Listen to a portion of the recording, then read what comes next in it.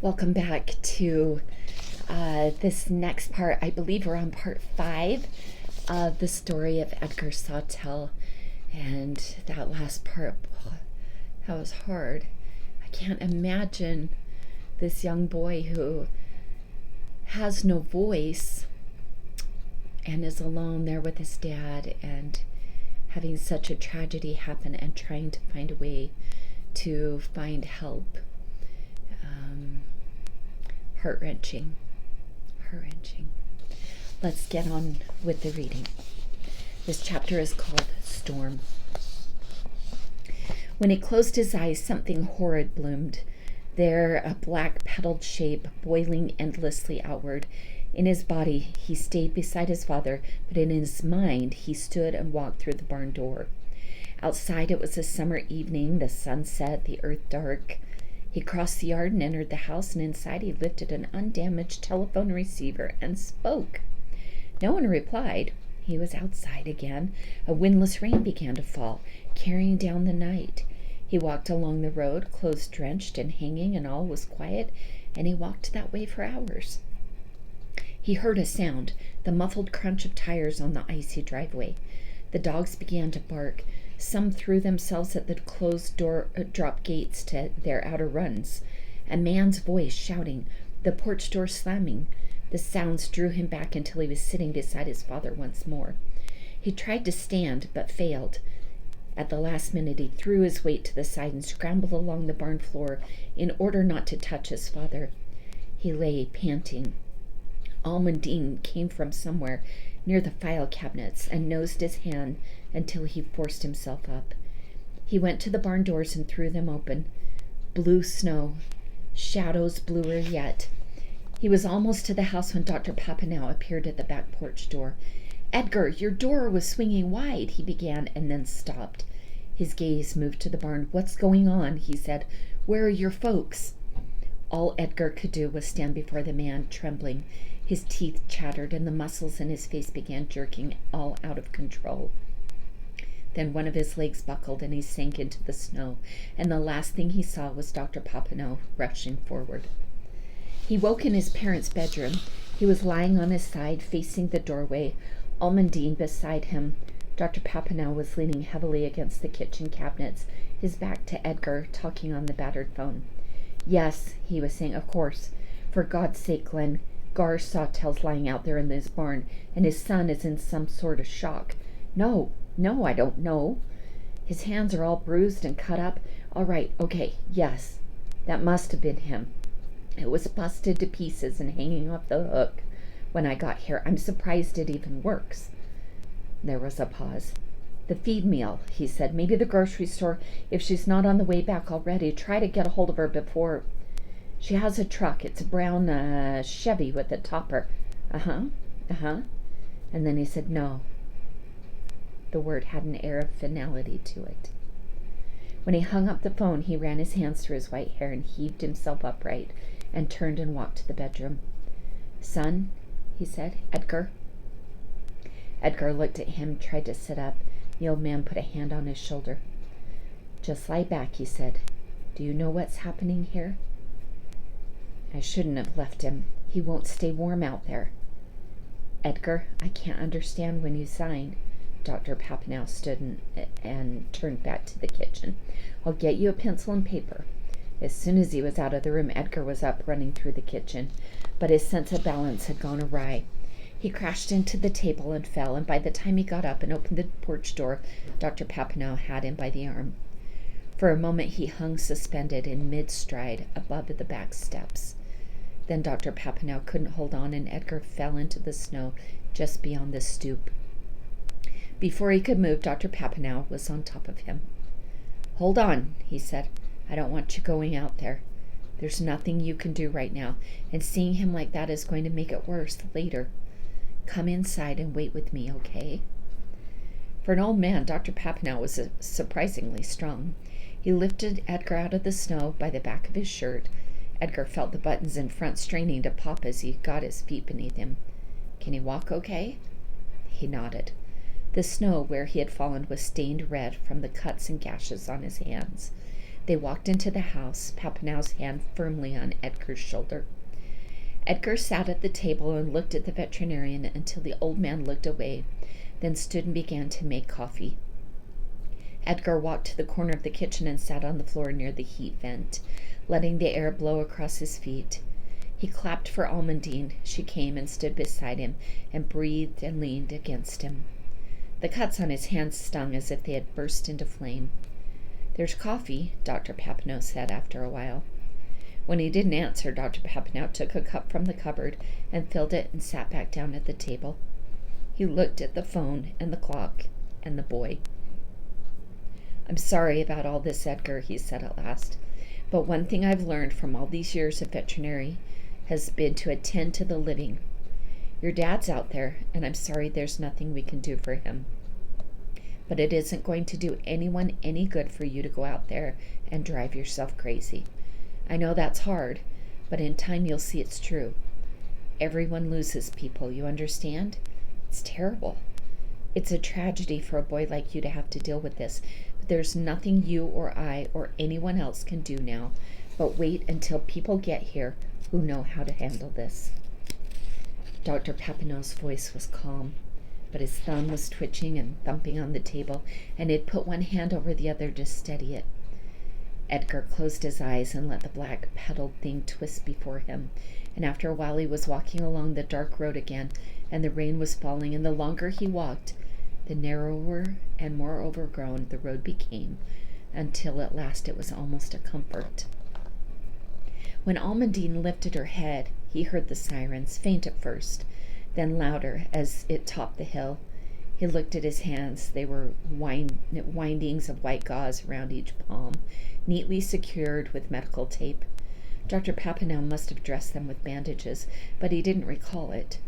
He walked into the living room and found the veterinarian standing at the window. They watched the ambulance pull into the driveway and then the truck.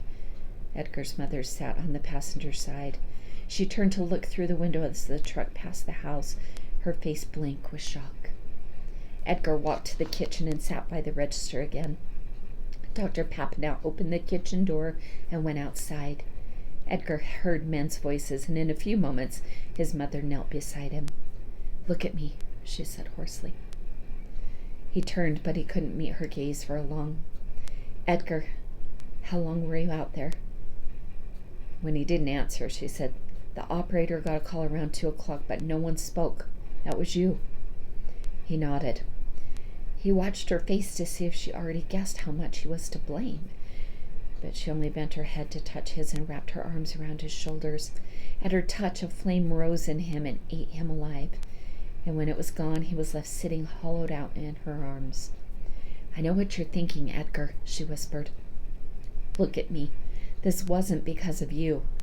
I don't know what happened, but you're going to have to tell me no matter how bad it is. Do you understand? I'll wait all night if you need me to, and we'll just sit together. But before we go to sleep, you'll have to tell me what happened." It wasn't until she pulled his head up that he had realized he had crossed his arms over his head. Her hands were warm against his face, and he wanted to tell her everything right then, and he wanted to say nothing, ever. He lifted his hands to sign, then realized he didn't know what he wanted to say. He tried again. "It won't be true if I don't say it." She looked down at his bandaged hands and took them into hers. "But you know what's wrong, don't you? There's nothing we can do to bring him back." Her face crumpled and she started to cry. He put his arms around her and squeezed. Then a man appeared in the doorway, an enormous, broad man, a giant, youthful projection of Dr. Papineau. Glenn Papineau, the Mellon sheriff. Edgar's mother stood, and Glenn put his hand on her arm and guided her to the table and pulled out a chair. "Why don't you sit down?" he said.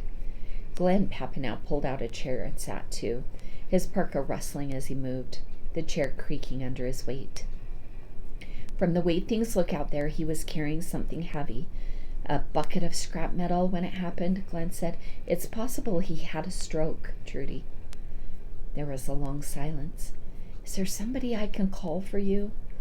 Before she could answer, Dr. Papineau spoke up. "I'm going to spend the night here, Glenn. If there's someone to call, I'll do it." The sheriff looked from his father's earnest, elderly face to Trudy, who nodded absently. I'm going to need to talk with your son eventually for my report. Trudy, I know this isn't the best time, but it has to be soon. Now would be best. No, she said, not today. Okay, tomorrow at the latest. I guess I'll need you too. He only signs, is that right? Of course you know that, Glenn. I just mean if you don't feel up to it, I could see if we could arrange an interpreter. Glenn said. He sounded taken aback at his mother's tone, which was a mixture of weariness and pain and impatience. It has to be me. Why is that? What Edgar signs is a sort of half his own invention. Gar and I can read it. Well, can. A conventional signer wouldn't make much sense of it. He could write things out, or we can bring him in his old letterboard, but that would take a long time. Besides, I wouldn't let you question my son without being there. All right, Glenn said. I just thought it might make things easier on you. When you feel up to it in the morning, call the office. He turned and stepped off the porch. Dr. Papineau followed him out of the house.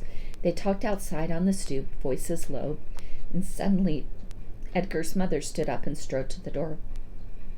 Damn it, Glenn, she shouted, her voice so loud Edgar could hear an echo off the side of the barn. If something needs taking care of, you talk to me. Me, do you understand? Paige, thank you for being here, but I won't have you and your son making decisions for us. This is our place. Glenn, you'll talk to me. Trudy, said Glenn, I guess I was just telling Dad here that I asked John and Al to take Gar to Brenson's, or that you or somebody should call and talk to Bert about the arrangements. If you want someone else to handle things, he'll help get that squared away. That's all. We weren't trying to hide anything from you. We're trying to ease things up on you. I know you're doing what seems right, but I'm not helpless. I don't expect this to be easy. I don't expect I'll have to go through it alone, but I do expect that whatever decisions have to be made will be made by me and no one else. Understood? When I need your help, I'll ask for it. Brenson's, by the way, will be fine. Glenn, if you could let Mr. Brenson know, I'll call him in the morning. I'd appreciate that. I'll call you in the morning, too. Now, Paige, come inside before you catch pneumonia. There was silence, and the three of them exchanged brief goodbyes.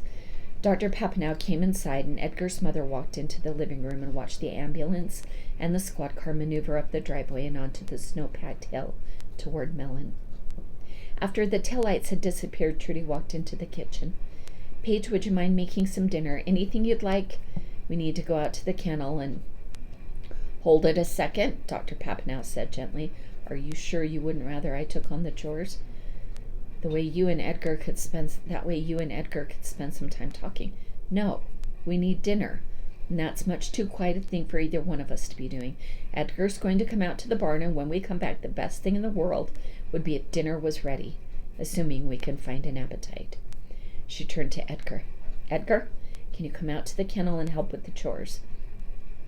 Though the idea of going into the barn made him dizzy, Edgar stood.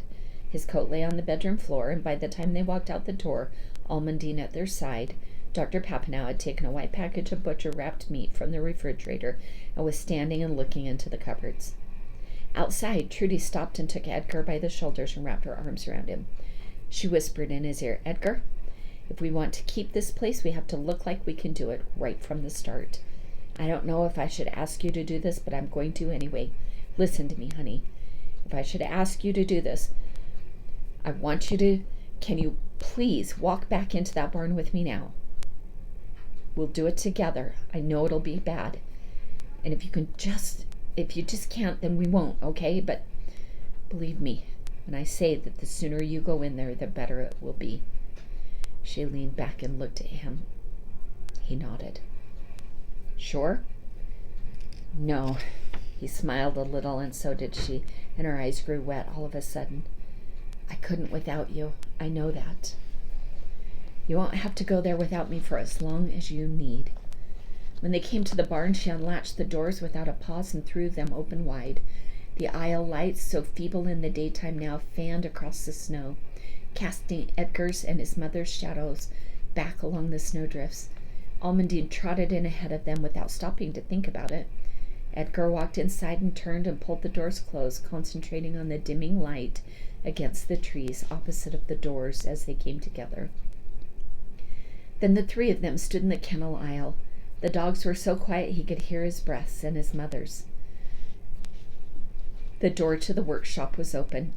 Inside, the first thing he noticed was the tarnished gray milk can tipped over, and the scraps of small bolts, nuts, hinges, nails, and washers fanned out across the floor, all coated with an orange powder of rust.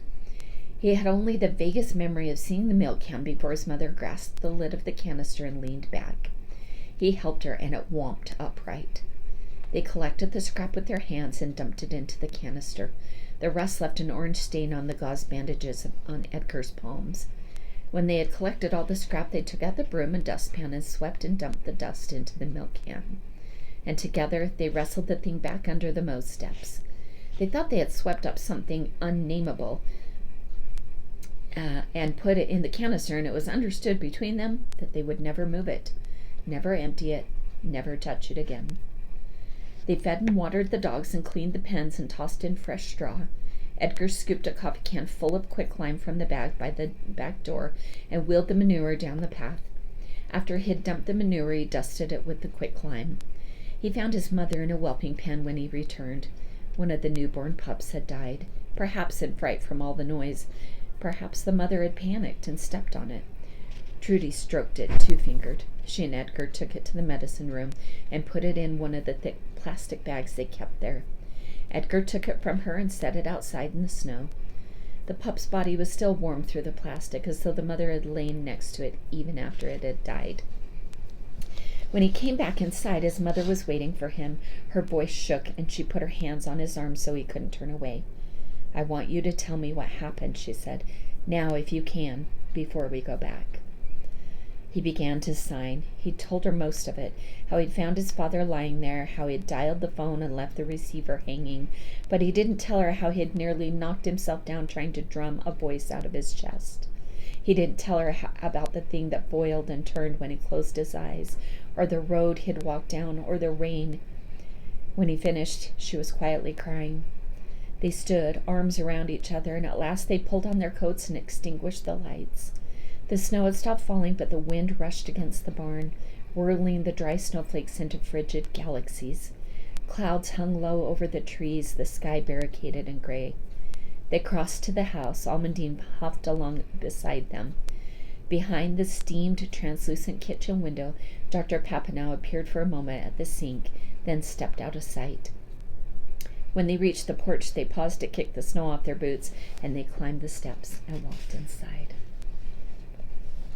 This is part 2 of the book, and it's called 3 Griefs. Funeral. Dr. Papineau sat at the kitchen table once more. The white-haired, narrow-shouldered old man Edgar had known all his life looked as shocked and hollowed out as Edgar felt. Hard to believe such a frail figure had lifted him out of the snow by his shirt back. But then it was hard to believe almost anything that had happened that afternoon. 2 pans simmered on the stove, lids clicking to release puffs of steam. Edgar shucked off his coat, his mother resting a hand on his shoulder to steady herself, bent down to unlace her boots. Then they stood looking at one another. Papineau finally broke the silence. "It's nothing much," he said, waving a hand at the plates and bowls populating the table. "Soup and potatoes. I'm not much of a cook, but I know how to open cans and boil water." Edgar's mother crossed the room and embraced the old man. "That's fine, Paige," she said. "It's all we need tonight."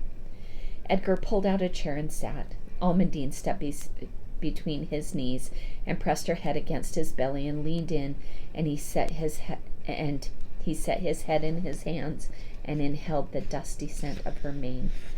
For a long time the room canted around them. When he lifted his head, a bowl of soup steamed at his place, and Dr. Papineau was sliding a pan of quartered and skinned potatoes from the oven. He dished them around the table, then seated himself. Edgar looked at the food. "If you can eat, you should," Trudy signed. "Okay, it doesn't feel right to be hungry." "Are you?" "Yeah, I don't know. It feels like someone else being hungry." She looked at the bandages on his hands.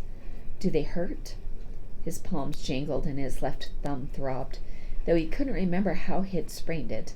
Facts too trivial to repeat. Take aspirin. I know, I will. She dipped her spoon into her soup and lifted it to her mouth and swallowed and looked back at him. He saw the resolve behind it, and out of solidarity, he rolled a chunk of potato into his soup and began to break it up. Dr. Papineau cleared his throat. I've closed my office for the morning. Edgar's mother nodded. You can sleep in the spare room. The sheets are in the bathroom. I'll make the bed after dinner. I'll make my own bed. Don't worry about that. Then it was quiet, just the tick of silverware, and after a while Edgar's bowl was empty, though he could not have said what the soup tasted like. His mother had given up any pretense of eating. These things are a great shock, Dr. Papineau said. It was apropos of nothing, and there was nothing else to say. When Rose died, I thought I was fine. Heartbroken, but okay. But those first couple of days, I didn't know what I was doing. You two need to be careful now. You hear me? I almost burned my house down the first night. I put the electric coffee pot on the stove and turned on the burner. It's true, Paige. Thank you for reminding me. The vet looked at Edgar, then his mother, and his expression was grave. There's some things we should talk about tonight. His voice trailed off. It's okay, Paige, Edgar's mother said. Edgar is a part of everything that happens now. Whether any of us like it or not, you don't have to talk around anything. Well, I was going to offer to make some phone calls.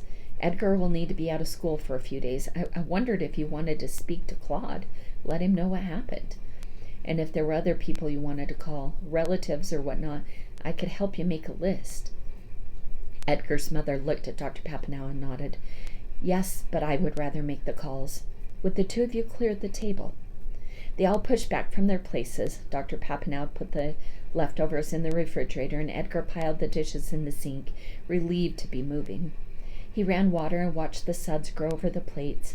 Dr. Papineau handed him a towel and said he was better off drying with hands like that.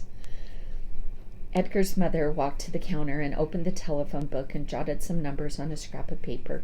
She looked at the shattered receiver dangling on the hook cord end up, like a broken-necked bird, then set the apparatus on the counter and dialed.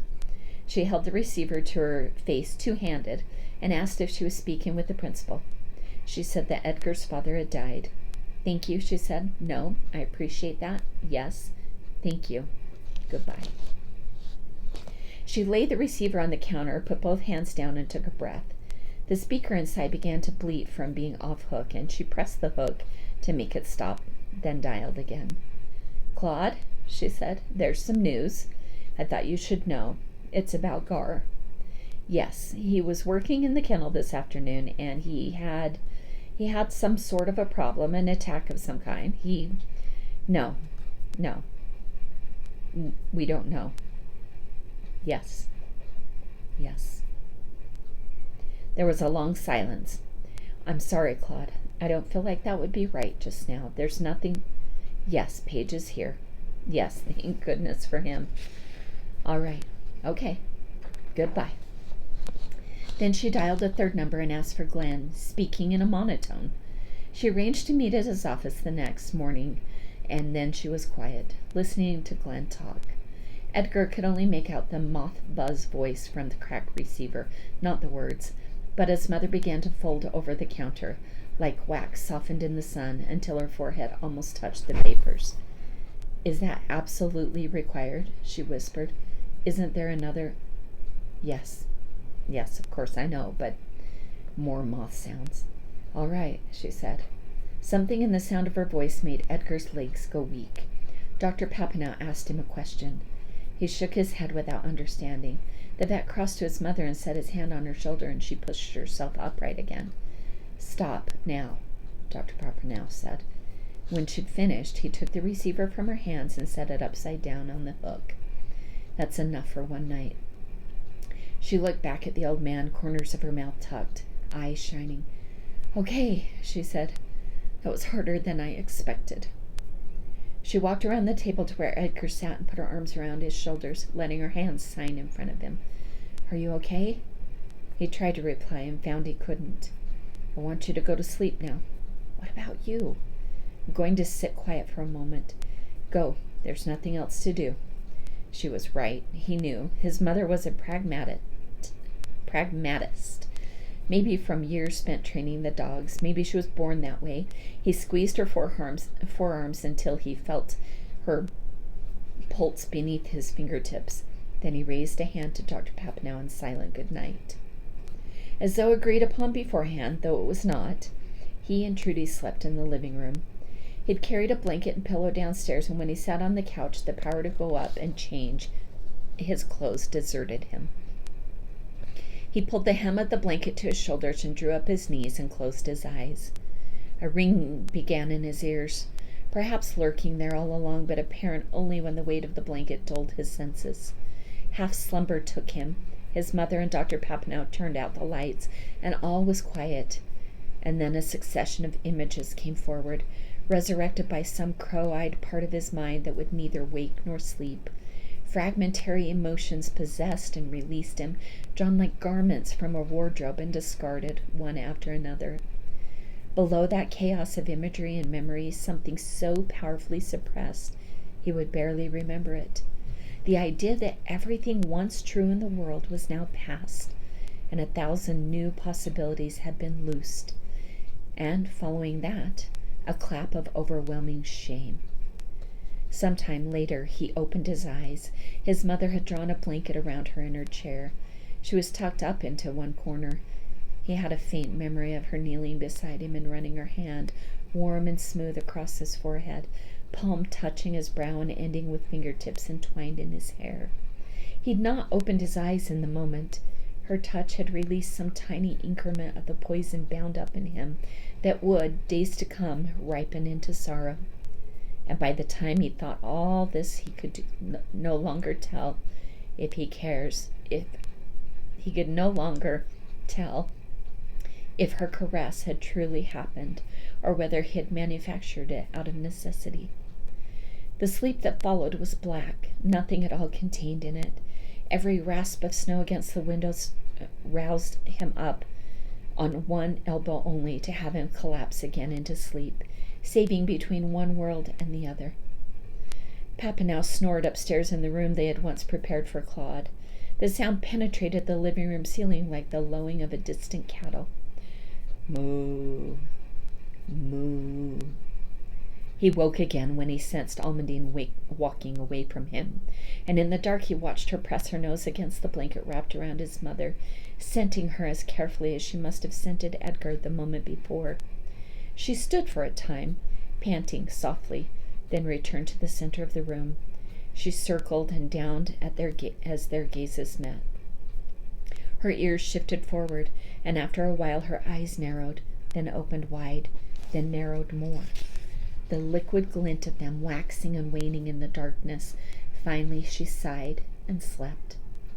Come morning, his memory would be of a night spent watching over them all, and each of them, dog and boy, mother and old man, would feel the same.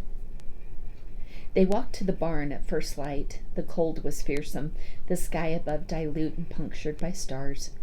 Inside the kennel he saw they needed more straw, and he walked through the workshop and climbed the steps to the mow and flipped on the lights. The wall of bales stood tiered like a ziggurat. It was still early in winter. Some bales still reached the rafters. A red-handled hay hook hung on the nail in the front wall. He dragged 2 bales to the center of the mow, lifted a hatch in the floor by a small ring, and looked down. Trudy stood below, waiting. "Go ahead," she said, and he pushed the bales through and watched them fall with a half-turn and whomp against the dusty cement. He cleaned pens with a pitchfork and a wheelbarrow and dashed out fans of quicklime on the bare floors. When he cut the twine, the straw bales opened into golden sheaves. He pulled a slicker brush from his back pocket and hastily brushed the dogs. Dr. Papineau walked in while he was working, declared that he might as well look in on the pups, and disappeared through the door to the whelping room. Edgar went to his litter. Finch and Baboo, the least excitable, leaned on him from opposite sides. Essay tried to climb his front, and he calmed them by cupping their bellies and muzzles and asked them to sit and do other small things in lieu of real training. When they were done, Edgar and Trudy and the veterinarian walked up the driveway together. Dr. Papineau promised to call later and kept walking to his car and drove off. When Edgar came downstairs in fresh clothes and his mother was standing at the counter, broken receiver in her hands, he waited in the living room while she talked to someone at the telephone company about fixing the telephone. When she was finished, she came into the living room. "You don't have to go," she said. "I'll call Glenn and say you're not ready. You're not going to go to Brentson alone." "Paige can come with me." "No." She started to reply, then nodded. Almondine stood by the kitchen door when Edgar donned his coat, then trotted down the steps, stood by the truck. It was somehow even colder inside the cab. The vinyl seats flexed like tin. Trudy put the truck in gear and navigated up the long slope of the driveway, and they drove along without conversation, listening to the crunch of ice beneath the tires. The world glowed translucent blue. Telephone poles rushed forward and fell away, wires swelling and dropping in the intervals. In Mellon, Trudy parked the truck in front of the Cupola Town Hall, and the three of them followed the arrows painted on the hallway until they reached the sheriff's office. Even inside, their breath steamed. A burnt hair smell permeated the building. A white blonde girl sat at a desk wearing a winter coat and mittens. At the center of her desk, a microphone rested on a stand. She looked at them and stood and peered over the counter at Almondine. "I'll go get Glenn. You'll want to keep your coats on," she said. "Something happened to the heat. We're waiting for the repair guy from Ashland." The girl walked to the office door behind her desk and knocked. A moment later, Glenn Papineau emerged wearing his blue patrol jacket and hat, diminishing the room instantly. His hands, even ungloved, were like dinner plates. Edgar wondered briefly if Dr. Papineau had once been that big, and then dismissed the idea. Old men got smaller as they aged. He knew that, but no one could shrink that much. "Trudy, Edgar, come on back. Sorry about the cold boiler problems. You don't want to know. I've been here since 6, and it's a miracle we didn't burst any pipes. Coffee, either of you? Hot chocolate?" Trudy looked at Edgar. He shook his head. "That's okay, Glenn," she said. "We'll bring them anyway. Annie, maybe they'll heat the office a little. Cream and sugar in mine." He led them into an office somehow both spare and cluttered. Papers and notebooks mounted over his desk, but the walls were unadorned except for a framed certificate and a photograph of a youthful Glenn in his Mellon High wrestler uniform, pinning some unknown behemoth in a fetal curl.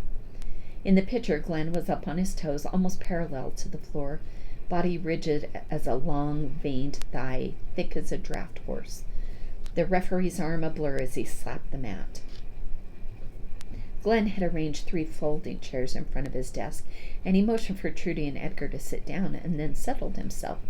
Almondine approached and sniffed his knee and boot. "Hey, girl," he said then. "Aha!" As Annie walked in carrying 3 paper cups, with his forearm he cleared a swath on his desk, and a stack of papers plunged off the other side. He grinned wryly. "My New Year's resolution. Every year."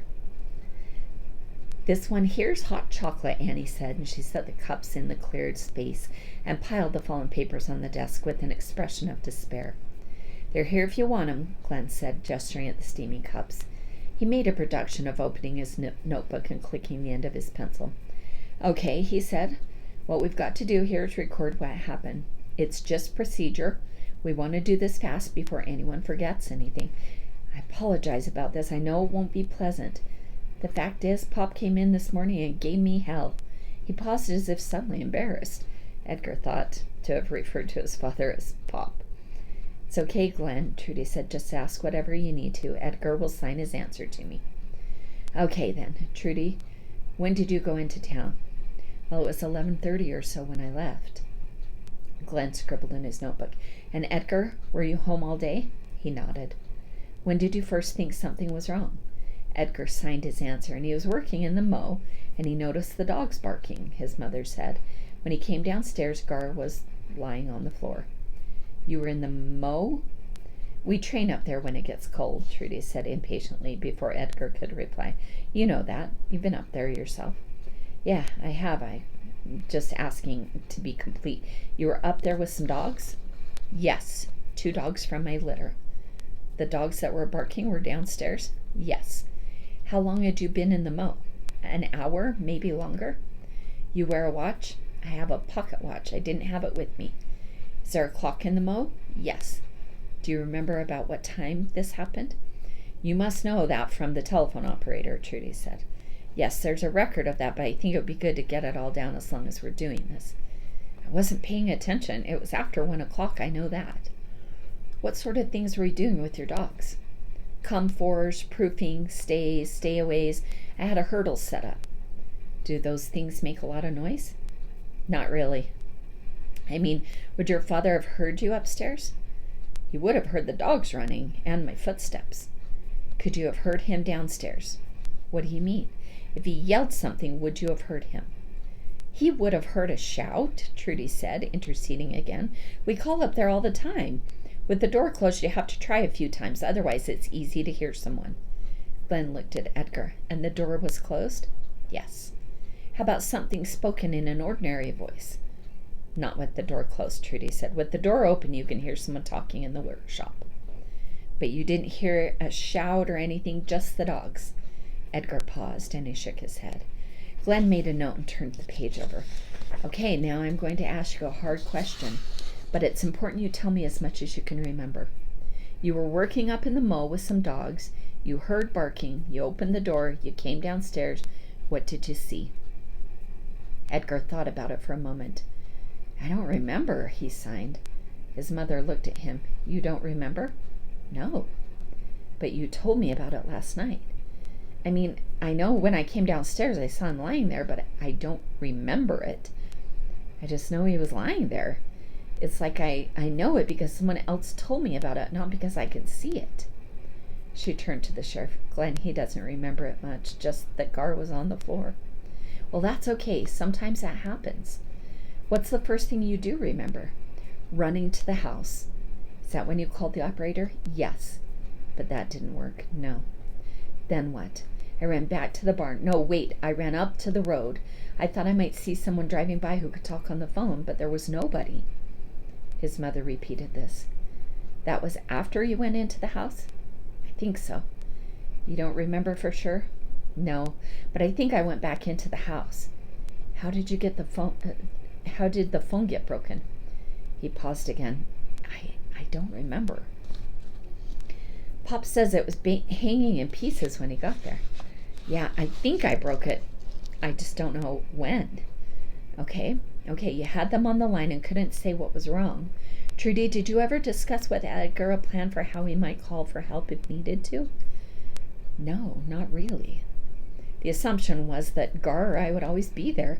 The main thing we worried about was Edgar getting hurt when he was in the field or the woods, but he always had Almondine with him. She'd been watching him since he was born, so no. Her eyes started to glisten and she looked down. We thought through so many possibilities. As soon as we could, we taught him how to write his name and address and telephone number in case he got lost. We were always worried about, always thinking, what if? She tipped her face down and closed her eyes, and Glenn produced a box of tissues, and she crumpled one in her hand and drew in a breath. We worried about Edgar getting separated from us, especially when he was little, but it never happened, and he was so smart. We're talking about a kid that started reading at 3 years old. The last couple of years, it just wasn't a concern. He knows how to handle himself with people who can't sign. No, more than just handle himself. Half his class knows how to read his sign. All his life he's been teaching people. He's good at it. And besides, if there ever was a problem, he could just write out what he wanted to say. Nothing like this has ever entered our minds. She stopped and wrapped her arms around her sides. Watching her do it, collect herself that way, made Edgar shudder. He could almost see her reaching inside herself to steady something, catch some falling piece of crockery. Almondine stood and poked her nose against Trudy's hand, and she stroked the dog's back. I'm sorry, Glenn, Glenn said, and he looked abashed. I didn't mean to imply you did something wrong. All I'm trying to do is get down to what happened as Edgar saw it. We're going to be done here in a couple of minutes, and then we're done for good. I promise. Believe me. I wish we didn't have to talk about this, but I don't have a choice.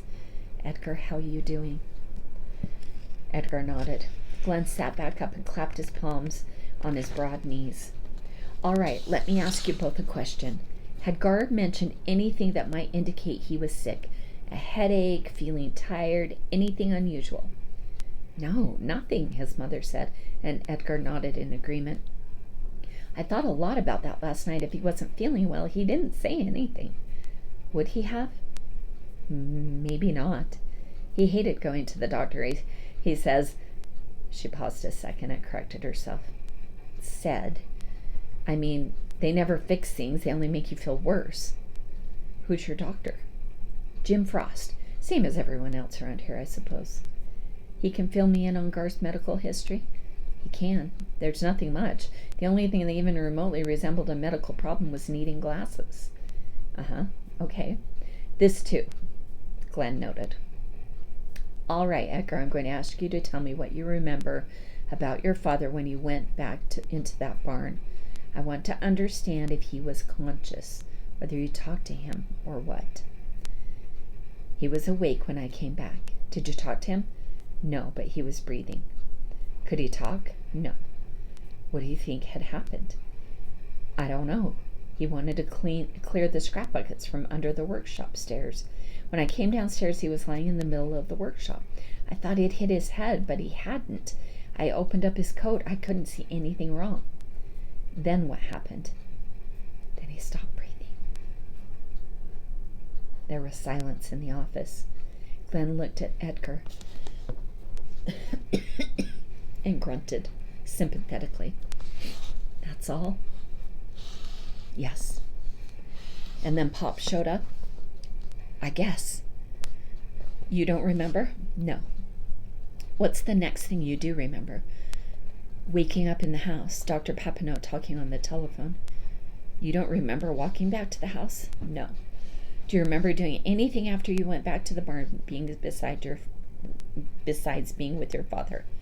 No. Your hands are beat up. Did that happen when the phone got smashed? No, I was banging on the pen doors to make the dogs bark. Why? To make noise, in case someone drove by? So if an ambulance came, they would know to look in the kennel. Right. He wrote for a minute in his notebook. Smart. Just so you know, the operator was still on the line when you did that. She reported hearing what sounded like dogs barking. Just then there was a knock on the door in Annie's muffled voice. Glenn, boiler repair is here.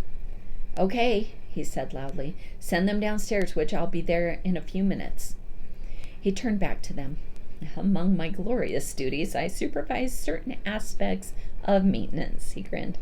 They haven't asked me to wash dishes yet, though. He wrote something in his notes, and then he looked up. Well, I know you two have a lot on your minds. There are some formalities to take care of, and then we're done. Trudy, I'd like to talk to you alone before we finish up. She looked at Edgar. Will you be okay waiting outside? He nodded. He and Almondine walked into the empty foyer. From the depths of the building came the banging of hammers on pipes and the long cree of rusted threads being turned.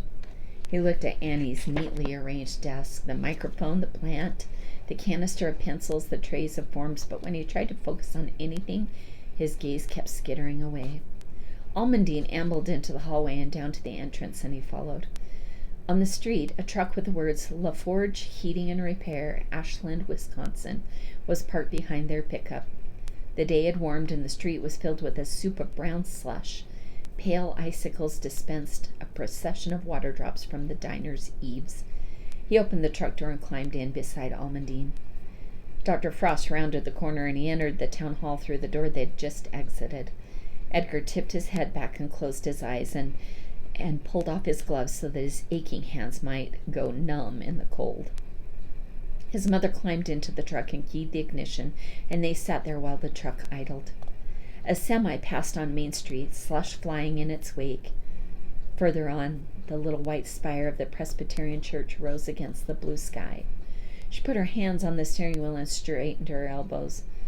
Dr. Frost, she began, then stopped and drew a shaky breath. Tell me. It's the law that when someone dies unexpectedly, they have to do an autopsy to find out what happened. You know what an autopsy is, right? Edgar nodded, and one happened practically every night on the detective shows. His mother sighed. He could see she had been afraid she would have to explain it. The main thing to know is that your father wasn't in pain. Dr. Frost said that it didn't hurt. What happened is, there's a place in a person's head called the Circle of Willis. It's in their brain, way down inside. Your father had an aneurysm near there. That means one of his blood vessels was weak and it just broke. And that place where it was weak was so important that he couldn't live afterwards. Edgar nodded again. He didn't know what else to say. It was so definitive. There was even a name for the place where things had gone wrong. The Circle of Willis. Dr. Frost said everyone is born with little flaws in their arteries and veins, weak spots. Most people go through their whole lives and never know. The flaws aren't in places that matter, their arms, their legs. For a few people, the flaws are in bad places, and even then, those people can go their whole lives and nothing happens. But in some people who have a weak spot in an important place, that weak spot breaks. Sometimes they die from it. Nobody knows why it happens to some people and not others. His mother sat there and looked out the windshield. She laid her hand on Almondine's neck and smoothed her fur down, and then slid her hand over to Edgar's shoulder. "Thank you for telling me," he sighed. She turned and looked at him, really focused on him, and for the first time since they'd left the house. "I'm so sorry," she said. She didn't look like she was going to cry, only slack and exhausted and determined. "I think it's better to know what happened than not," she said. "Don't you?" "Yes. And it doesn't mean anything like that is going to happen to you or me. We have those flaws just like everyone, but they aren't in important places." This with an air of finality. "Yes. I have to go to Brenson's now. Are you sure you want to come along?" He had told her yes, and he meant it. He wasn't scared of the funeral preparations. What scared him was sitting at home, alone, knowing he wouldn't have the energy or the concentration to do anything but look out the window and think. He didn't want to see the thing bloom in front of him again. What scared him was letting his mother do things by herself. He thought they ought to do everything together for a while, at least, no matter how bad. He thought that sometime later they would probably try being apart. He didn't say any of that. He only nodded. And Trudy put the truck in gear and drove them to Brenson's funeral home, where he sat beside her and listened as she explained what she wanted. In the half-light, his mother laid her hand on his shoulder. "Breakfast," she said. He sat up from the sofa and rubbed his eyes. "How much did you sleep?" he signed. "A little. Come on." Almondine stood and stretched and followed Edgar's mother into the kitchen. Edgar climbed the stairs to his room and dressed and looked out the window at Almondine, wandering the yard looking for a place to urinate. He walked down the stairs and stepped onto the frigid porch in his socks and pushed the door open. Overhead, a vault of watery blue, Venus and the North Star captured within. Almondine backhanded a paw of powdery snow and stood three-legged, looking at him, jaw hanging gaily. "Come on," he signed. "It's too cold." She looked around while he shivered, then mounted the wooden steps. He dropped his hand onto her back as she passed. In the kitchen, she shook from the cold from her fur and devoted herself to drinking water in loud slurps. The thermostat clicked and the furnace began to blow. Edgar took a cup from the cupboard and walked to the Mr. Coffee sitting by the stove. He poured until the cup was half full and lifted it to his mouth. He must have made a face. "Fill it with milk," Trudy said. "Use lots of sugar at first." "Okay." He sat and they waited for the sun to rise further, and after a while Trudy scrambled eggs and made toast. "Will you cut the fence this morning?" she asked over her shoulder. "Where we talked about. We need a path to the birches so they know where to plow. Do it first thing. I don't know when they'll be here." In the workshop, he tested the fencing pliers on a nail, squeezed the handles until the halves clinked to the floor. He took a training collar over his gloved fingers and pulled tinder out of his pen. He slipped the loop over the dog's head and heeled him onto a dusting of new snow, so weightless it flew from beneath their feet. The road had been plowed in the night, and there were no cars coming. They would have seen them or heard them in the distance anyway, but there never were. At the top of the hill, he stopped and gave Tinder a chance to finish in a sit. When the dog walked past, intent on something in the distance, he reversed. They did this twice before Tinder sat by Edgar's knee. Then he released the dog and they waded to the fence.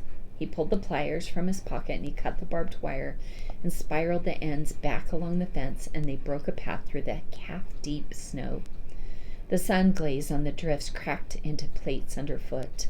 On the way back to the road, Tinder threw himself down and pedaled with his legs and dug his snout beneath the snow, turning a daft eye on Edgar. "What is it about this weather?" Edgar sighed. "It's making all of you crazy." In the end, he had to kneel and set his mouth by the dog's ear and make words with his lips before Tinder would let himself be guided to his feet. Once up, the dog reared back and did a little canter in place and bit the lead and tossed his head. Edgar sighed and waited. 10 steps farther. Tinder began all over again. This time Edgar gave up and unsnapped the lead and half-heartedly pitched chunks of snow for Tinder to leap out while the dog dashed through figure eights in the field with ears laid back on his skull and tail straight behind, turning so madly his hindquarters slung to the ground. When he'd run out his lunacy, he'd trotted back. By the time they'd returned to the barn, Tinder was healing without flaw, and when Edgar stopped before the Dutch doors, the dog dropped into a perfect sit at his knee. A snow-bladed truck passed their driveway, paused, backed up, and turned in. In the cab sat 2 men, knit caps on their heads and collars turned up. The driver stepped half out of the cab and leaned over the top of the door while Trudy explained what she wanted. "Shut the door, for crying out loud," the man in the passenger seat said. He was much older than the driver, who waved his hand as if to shoo something away, and kept talking. The older man leaned over and pushed the driver out and slammed the door. The men backed their truck up the driveway, gearbox whining. The older man was giving directions, much to the other's annoyance. Up on the road, Edgar and Trudy climbed into the truck's bed. When they reached the spot where Edgar had cut the fence, Trudy tapped on the cab's back window. The driver put the truck sideways in the road, and the 2 men produced a pair of snow shovels to clear the plow mound. And then they drove through the cut fence, exposing a swath of honey-colored hay. The truck rounded the birches and turned back up the hill. Halfway to the road, its chain tires lost purchase, and they backed down and tried again. They made a second pass, and then stopped the truck and stood, stamping their feet and clapping their hands while Edgar's mother explained what was to be done next. The 2 men worked that morning with picks and shovels. Their argument carried over the field like a squawking of geese. In the afternoon, the truck trundled down the driveway again, and the men came onto the porch, bickering in hoarse whispers. Trudy opened the door, and the men walked into the kitchen. "Ma'am, there's a problem," the older man said. "What is it?" "That ground is harder than concrete. We can't dig in it with the tools we've got." "Of course it's hard," his mother said. "It's in the middle of winter. It's frozen. When we talked, you said you've done this before." "Not in the winter. Not in ground frozen that solid." "You've never done this in the winter." "Fact is, we mostly do plowing. The occasional odd job, but mainly plowing. We only serviced a few home burials, and those were in the summer." "Then why on earth did you say you could do this?" The older man nodded as if this question were exactly his. "I didn't. My idiot son did." He glared at the younger man, who raised his hand speechlessly. "I'm real sorry. I wanted to call you when I found out, but I let him talk me into this. Said we could break through the frost. I was stupid enough to go along, but it's like digging into an iron plate." "So what do we do?" The 2 men stood and looked at each other. "We have a burial tomorrow," she said. Edgar could see she was getting angry. "We are going to bury my husband. This isn't a problem I want to have to solve. Do you understand that? Did either of you spend a second thinking about what would happen if you couldn't do this?" The older man shook his head and said, "Ma'am, I can't apologize enough. Whatever kind of equipment it takes to break ground like that, we don't have it." They stood there for some time, and Edgar stood behind the men, and he could see his mother's face as she appeared to them, frightening and regal at the same time. "We could build a fire," he signed. She frowned and looked back at the men. "You can do it." "No, ma'am. The folks at the cemetery must have something. Maybe they could help out." "Okay," she said. "Follow me." She tore her coat from the hook and walked out the door, and in the waning afternoon light led them around the corner to the woodpile. "Here," she said, "I want you to load this into your truck and take it out to the field. Every stick. Edgar will show you where the wheelbarrow is. Then I want you to go into town and go to Gordy's house place and get another truckload and bring that back, and I'll call him now." The old man scratched his head and looked at her. "Will it be enough?" she said. "Yes, ma'am, I think it will be. It might take some time, even though, but I believe that will help do it." "And will you help?" The old man smiled and nodded. "Oh, we'll help all right. We'll be here until that ground is thawed." He turned to the younger man. "Won't we?" he said. "Son." All night the fire burned in the snowy field. Streamers of sparks rose every time the men tossed another log onto the blaze. The birches towered orange over it all. Even the barn was painted by the light. Edgar and his mother watched from the living room. Edgar thought of the bonfire Schultz had lit to incinerate the great piles of stumps and roots. Twice they carried food and coffee out to the men. His mother had to knock on the fog truck window to get their attention. They refused her invitation to warm up inside her house, but took the offering. On the second trip they brought the men blankets and pillows. The cordwood was heaped between the truck and the fire, and the blaze occupied a rectangle at the base of the birches. Bare, wet grass surrounded the flames. Edgar's mother walked to the fire and peered into the embers. He joined her. Heat scalded his face, and when the smoke drifted back, his mother coughed but stood her ground. Edgar breathed it in, feeling not the slightest tickle. They made beds in the living room for the third night and watched the glow from the field. Neither could sleep. They talked between long pauses. "I'll take the chair tonight. You have the couch." "No, I like it here." What were you looking for back there?" "Where?" "In the fire. It seemed like you were looking for something." "I don't know. I wasn't looking for anything." She changed to sign. "Can I ask you a question?" "Yes." "Are you scared?" "Because of the funeral?" "Because of everything." "No, not scared. But I didn't know it would be like this." "Neither did I." They watched the orange firelight play against the limbs of the apple trees. "Do you think it will work?" "Yes." "I like that the ground will be warm." She looked at him. "I'm very proud of you, you know." "Are you supposed to tell me everything is going to be okay?" She laughed quietly. "Is that what you want me to say?" "I don't think so. I don't know if I'd believe you if you did." "Lots of people are going to say it, and I'll say it too if you want me to." "No, don't." They were quiet, just looking out the window. "Do you remember anything about your father? Your real father, I mean?" "No, not a lot. He wasn't around much." She paused, then shifted in her chair to face him. "What are you thinking? You aren't worried about going into a foster home, are you?" "No." "Good, because that's not going to happen. Nothing is going to happen to me or you, for that matter." "Anything can happen, though." "Anything can happen, but almost always just normal things happen, and people have happy lives." "Were you happy before you met him?" She thought about that a moment. "I don't know. Sometimes I was happy, and as soon as we met, I knew I was unhappy without him." "How was it you met again?"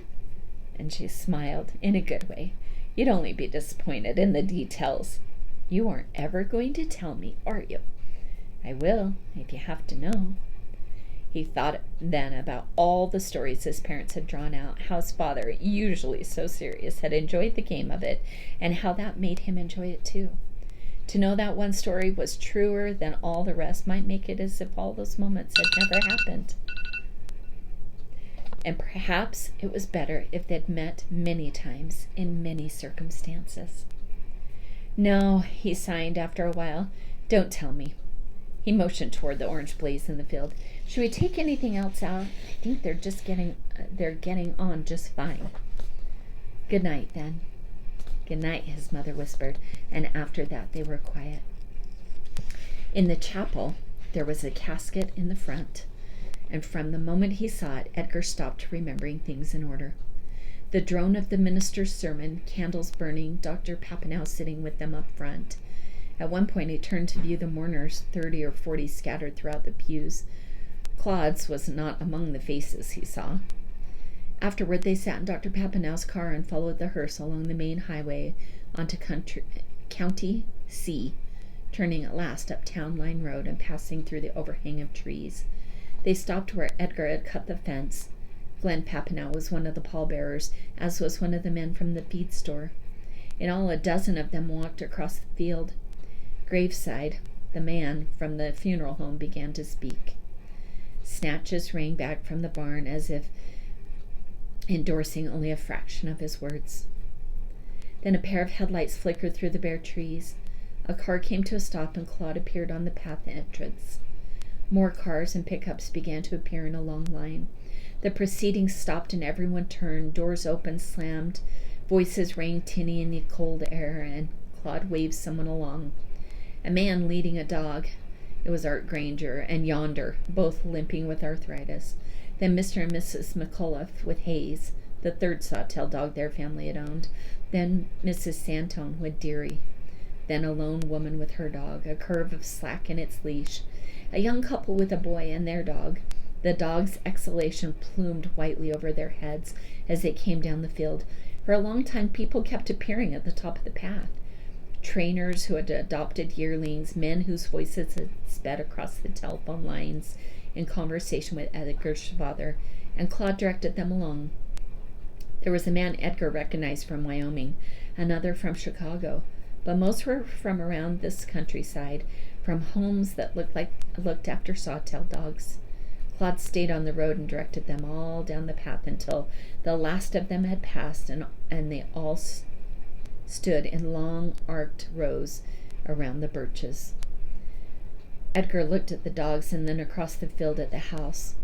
Trudy wrapped her arms around him and whispered, "No, please stay," as if she thought he meant to run from it all. But she misunderstood, and he could not explain. He twisted away and crashed through the snowdrifts toward the house, no sound but roaring in his ears. Twice he fell and pushed to his feet without looking back. When he swung the kitchen door open, Almandine stood waiting for him.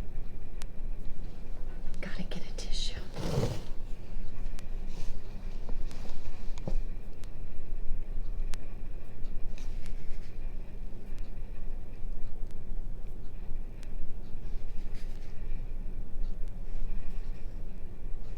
He knelt and let her chest fill over and over in the circle of his arms. And together they returned to the birches. Almandine stepping in the path had broken through the crusted snow. When they reached the rows of people and dogs, Almandine pushed ahead, passing through the ranks until she stood graveside. Then Edgar walked up, put his arms around his mother, and they surrendered to whatever unearthly wind it was that howled over them, and only then. And Almandine sat with her wise haunches down beneath the birches, and together they watched the casket descend.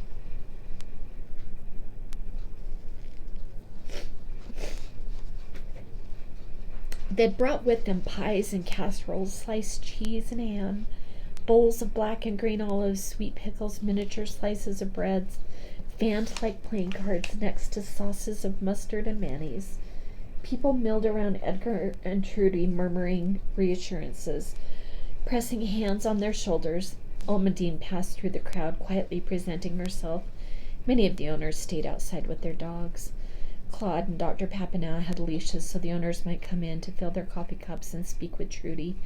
To those who had traveled far, she offered room to stay, but no one accepted. They wrapped gloved hands around coffee cups and walked back outside, stopping to settle their hats before opening the door. Claude took those who wanted into the barn to see the kennel.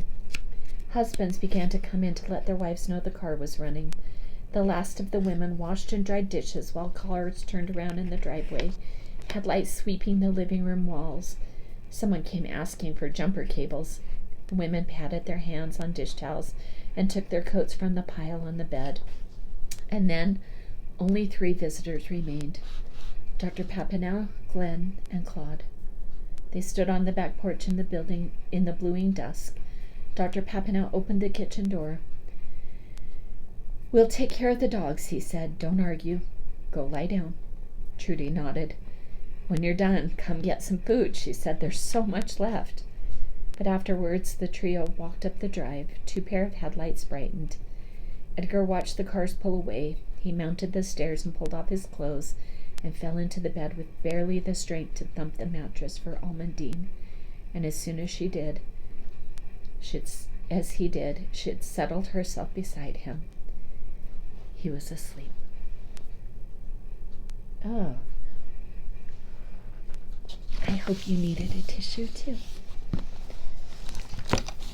There's so much as I've been reading this, and each day that I go back home to my dogs, I think I told you I've got 2 dogs, 2 rescue dogs, one that is almost 15 and one that's almost 11, and the one that's almost 15, her name is Crazy, and she cannot hear a thing, and so I can make some signs to her, and she will respond. The best thing is, though, how her eyes and her whole body just lights up as I come home, and as she sees me, or she'll be asleep somewhere and I'll be sitting in the room, and she'll wake up and look around the room to find me, and once she finds me, she settles back down and goes right back to sleep. Buddy, the other dog, is a larger breed dog. He is a mix between a shepherd and a heeler. He has more of a shepherd size. The sweetest guy. And I think of him often as I'm reading this book, but also as I go home, as he walks past me and my fingertips graze the top of his head in between his ears and down his back, and how he'll stop and just look at me as I scrub. I like to call it scrubbing his butt, just that back hind right before his tail. He'll stop and he'll kind of dance around. The relationship we have with our animals is amazing. And I think you're going to find in this book, it's just about to begin. See you next time.